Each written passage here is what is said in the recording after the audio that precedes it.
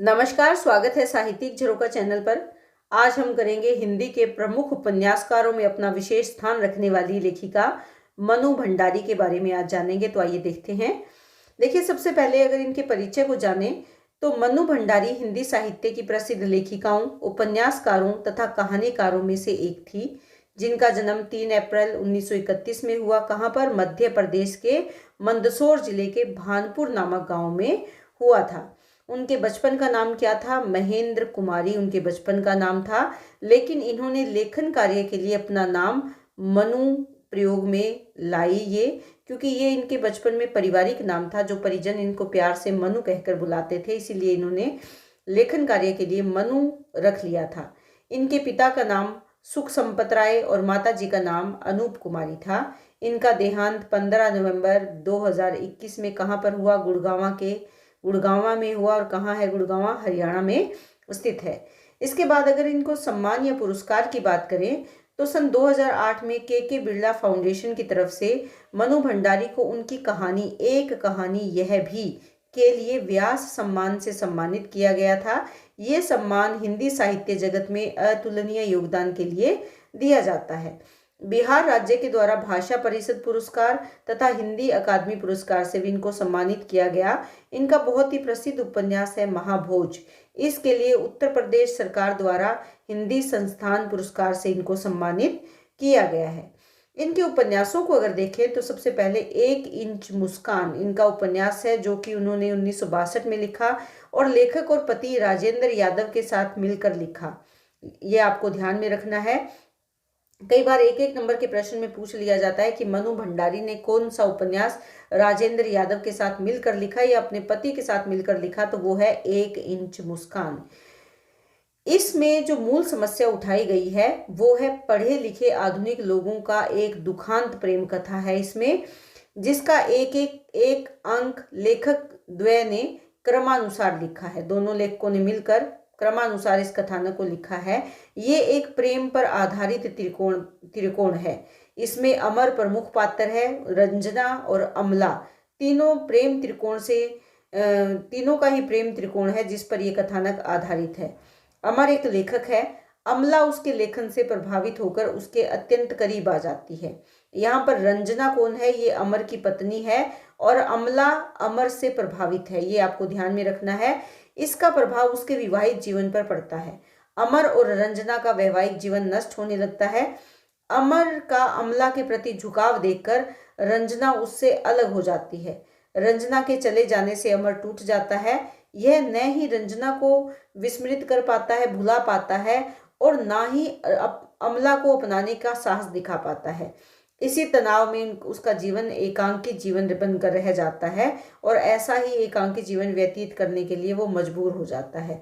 तो आधुनिक समाज में मानव किस प्रकार अपने जीवन को कष्टों में डाल रहा है, या आधुनिक जो रिश्ते हैं वो किस प्रकार टूट रहे हैं, विखंडन की ओर जा रहे हैं, उसका चित्रण इस उपन्यास में विशेष रूप से किया गया है। दूसरा इनका बहुत ही महत्वपूर्ण उपन्यास है आपका बंटी। 1971 ईस्वी में इसका समय काल है, रचना काल है। इसमें तलाकशुदा दंपति और उनकी संतान को केंद्र में रखा गया है।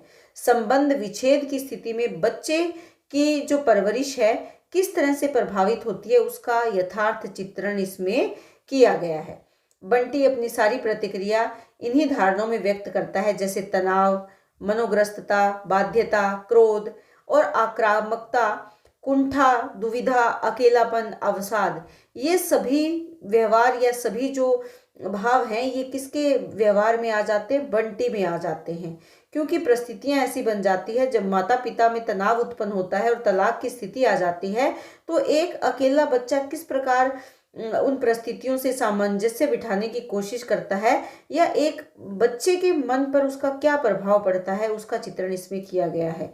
इस उपन्यास में अगर देखें तो फ्रायड, एंडलर और यूंग के मनोविज्ञान के सिद्धांतों पर बंटी के अंतर्द्वंद और उसकी कुंठाओं का बहुत ही मनोवैज्ञानिक आंकलन किया गया है।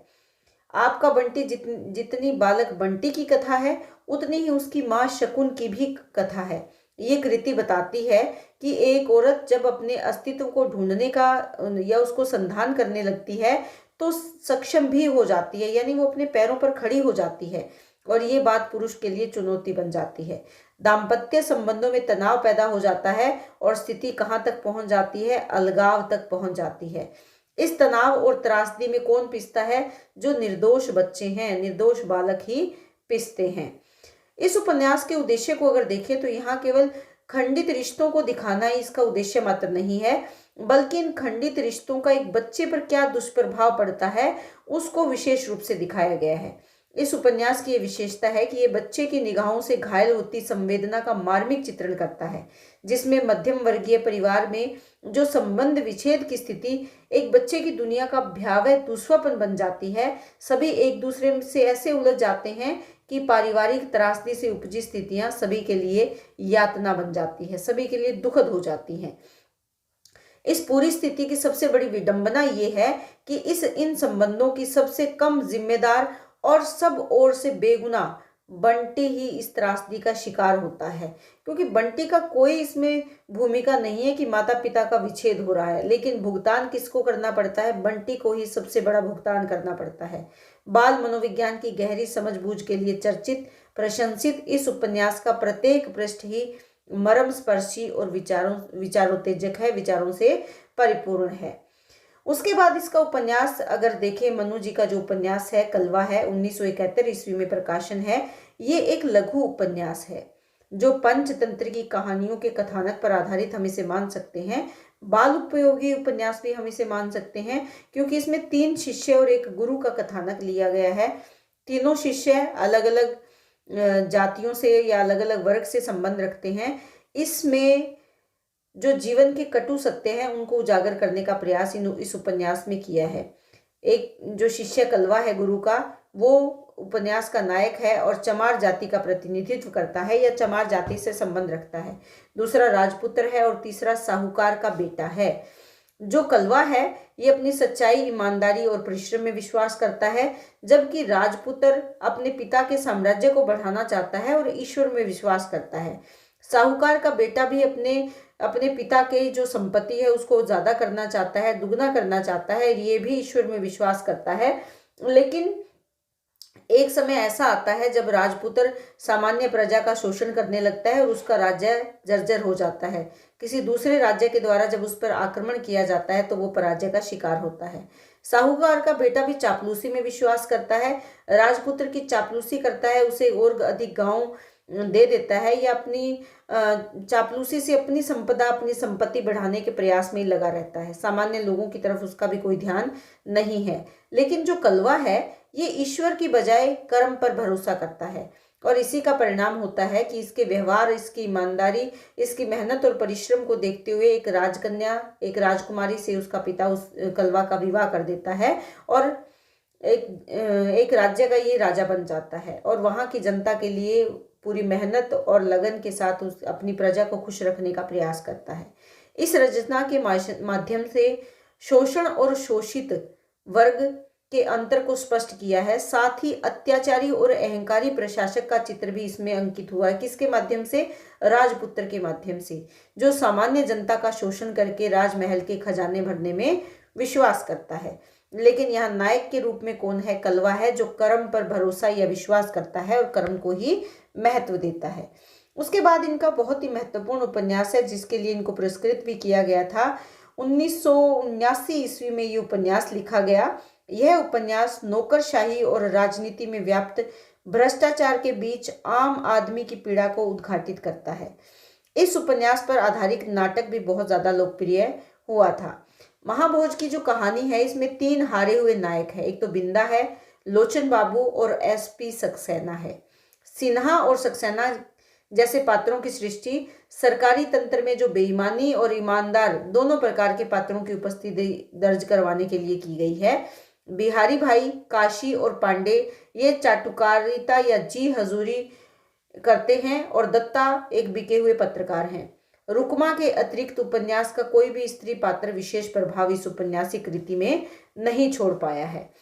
जब इसमें कथा प्रारंभ होती है तो बीसू नामक जो हरिजन युवक है उसकी हत्या हो जाती है।